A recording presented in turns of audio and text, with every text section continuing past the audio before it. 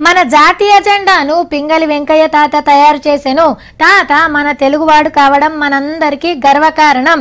1947 July 22వ తేదీన జరిగిన రాజ్యాంగ సభ ప్రత్యేక సమావేశంలో ఆ జెండాను ఆమోదించడం జరిగింది.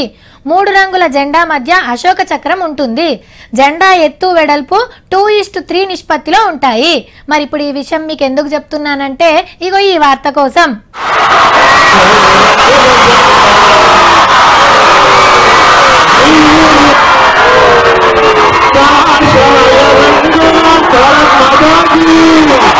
మెడల్ మొత్తం ఉంచితే గన్ని మొగుల మీద ఎగురుతున్న జెండాను చూడలేం. అవు మరి 150 అడుగుల జెండా అంటే మామూలు ముచ్చట్నా? కరీంనగర్ కాలేజీ గ్రౌండ్లో నిలబెట్టిర్రు. యాళ్ళ బడిపిలగాన్లు పబ్లిక్ మస్తు మొందొచ్చి జెండాకు సలాం కొట్టిర్రు. దించుడనేముండదిగా, దినాం రెపరెపలాడుతూనే ఉంటది. హైదరాబాద్ నక్లెస్ రోడ్లు ఎగిరే జాతీయ జెండా తర్వాత ఇదే పెద్దది మన తెలంగాణలా. ఈ కార్యం ఎప్పుడో ఉండే, కానీ ఎలక్షన్ల వల్ల ఆయుధ పడ్డది. దేశం కోసం ప్రాణాలిచ్చిన జవాన్లను దలుచుకుంటా ఇవాళ జాతీయ జెండా ఎగిరేసిర్రు.